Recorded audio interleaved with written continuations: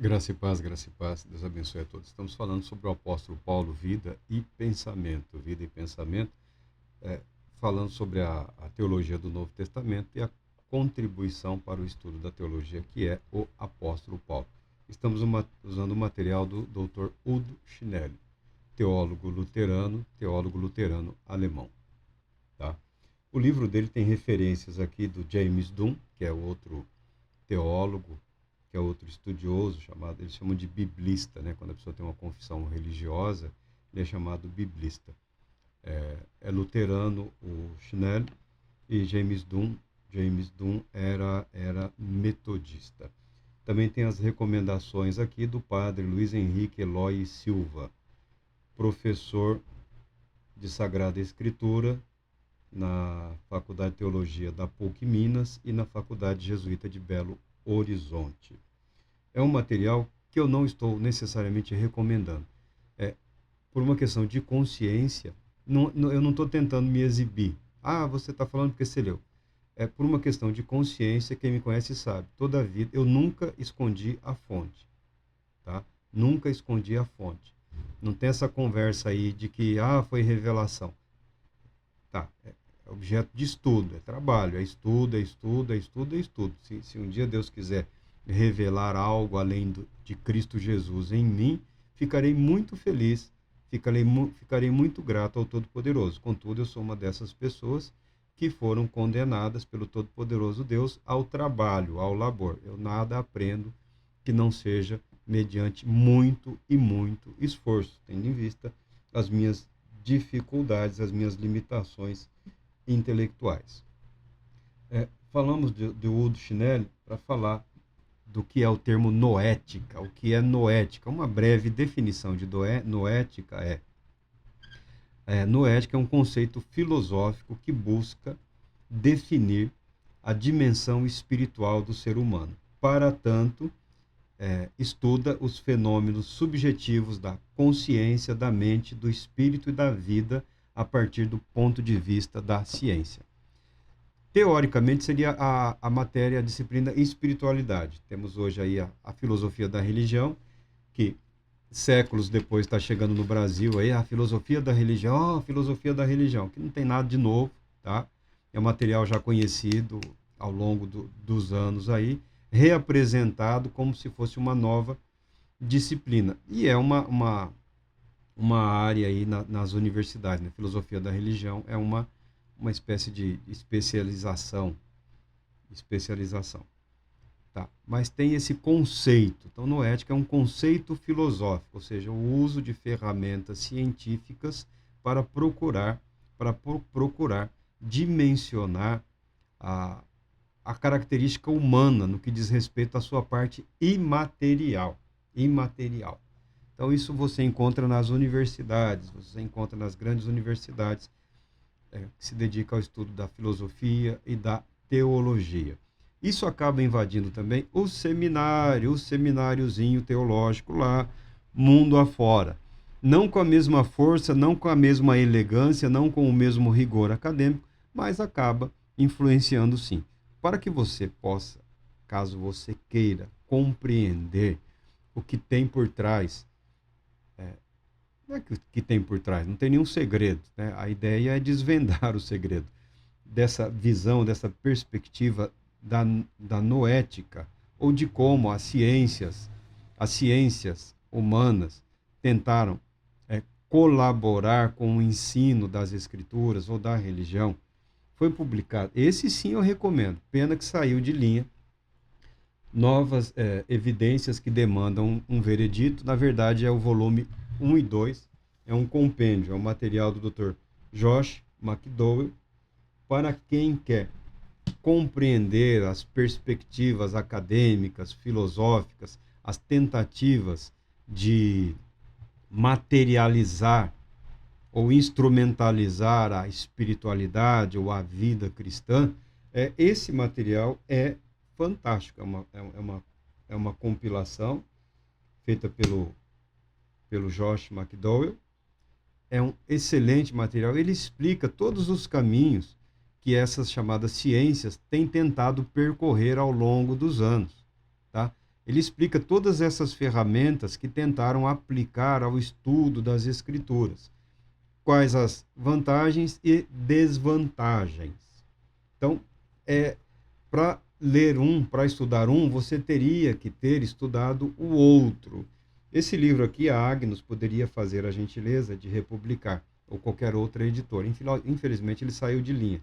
Você vai achar ainda aí em alguma livraria, em algum sebo, num preço razoável ou compatível. Mas se você pesquisar, tem gente que está pedindo horrores aí. Não vale a pena, não vale a pena.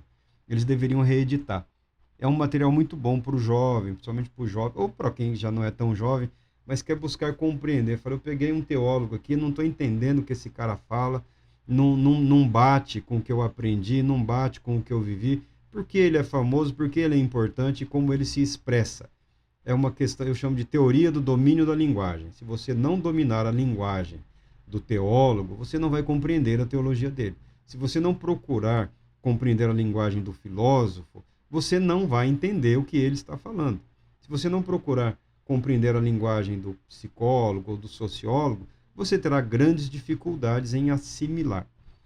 Há algum problema para o cristão valer-se desses materiais? Não, não há problema nenhum para o cristão.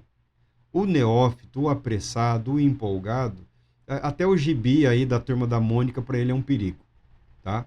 Agora, para quem quer de fato aprender, para quem quer permitir-se educar num rigor, numa disciplina, que é uma área do conhecimento e da pesquisa, esses materiais são bons e são interessantes. Eu já disse, não sou fã do Udo Schnelli, tá? Não sou fã.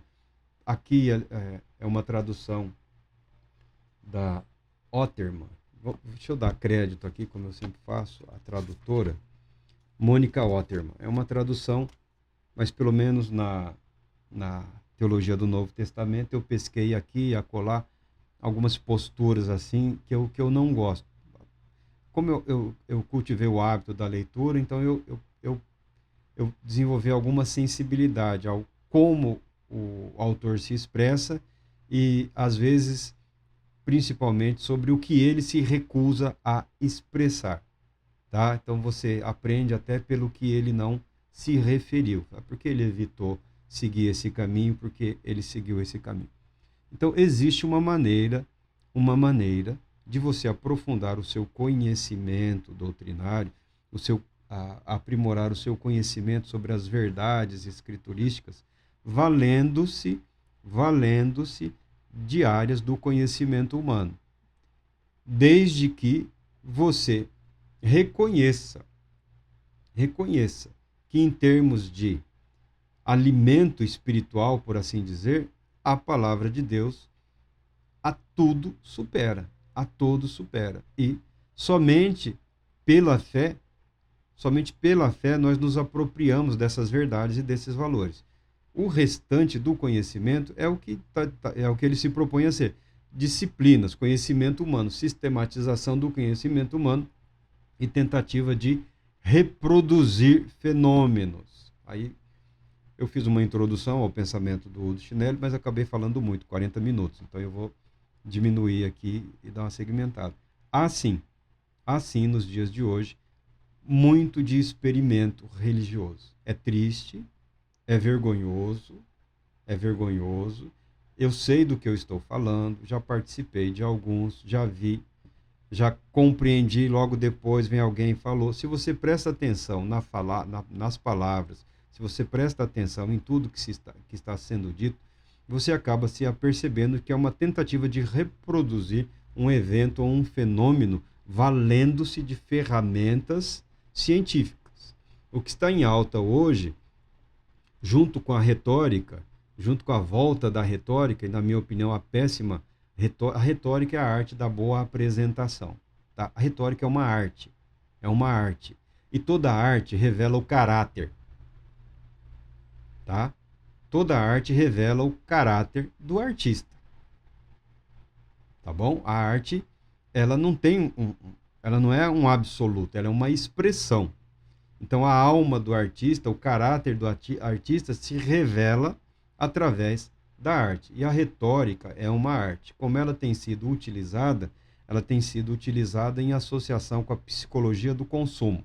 Psicologia do consumo é a área do conhecimento humano, a área do campo de pesquisa e de estudo da mente humana, da psicologia do comportamento humano, que atua em parceria com a indústria e com o comércio, ajudando a instigar ou estimular as pessoas a consumirem.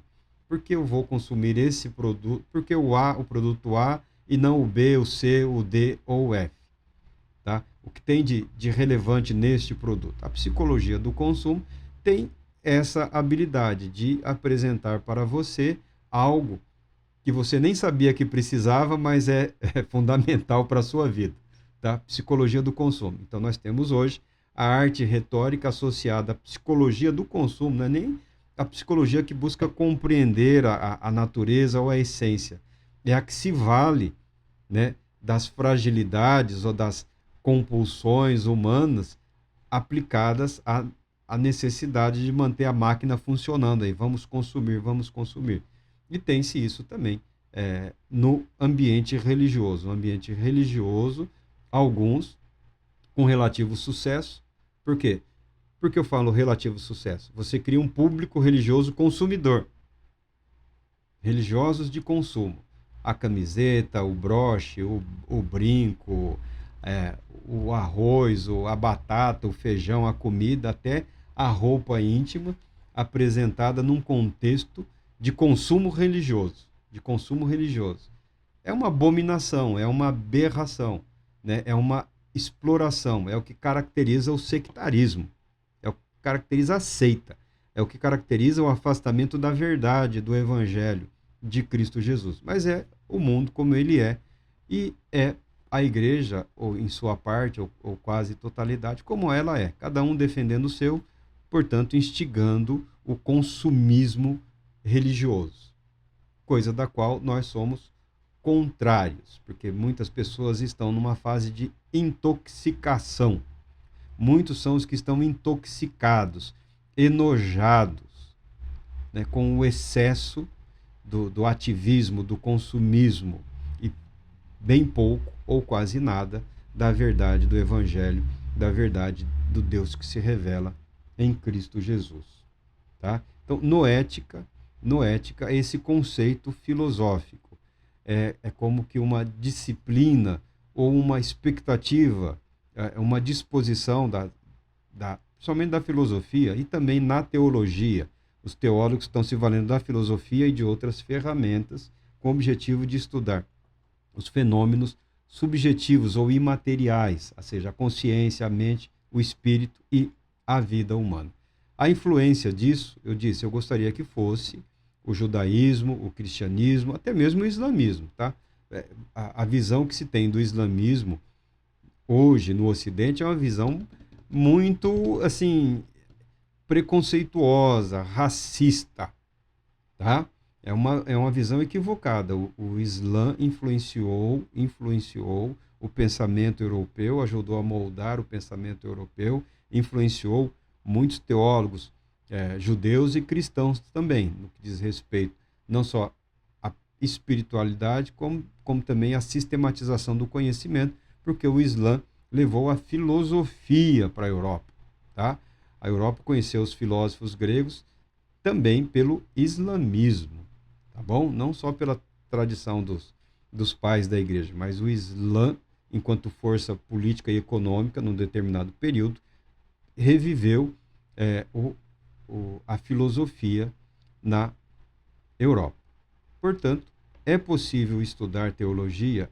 É possível valer-se de estudos acadêmicos? É possível, desde que você saiba que eles estão trabalhando, eles estão procurando uma maneira de expressar a fé em termos científicos. Se eles um dia, de fato, conseguirão, é algo em aberto, mas nada impede que ele os faça, porque é benéfico para todos.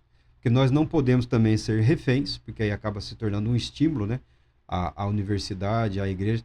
Nós não podemos ser reféns de reverendos preguiçosos, acostumados às cartilhas eclesiásticas, vivendo o ritualismo e o cerimonialismo, sem se dedicar a compreender a realidade, as pessoas e o próprio ser humano, que é o objeto da salvação, da redenção de Deus em Cristo Jesus. Portanto, apresentamos o conceito do que é noética, ou pelo menos uma introdução do que seria essa visão, né? A academia, a universidade, o conhecimento científico já sistematizado, já regulamentado, experimentável, que busca apreender ou compreender o ser humano na sua parte imaterial, a mente, o espírito, a consciência e a própria vida.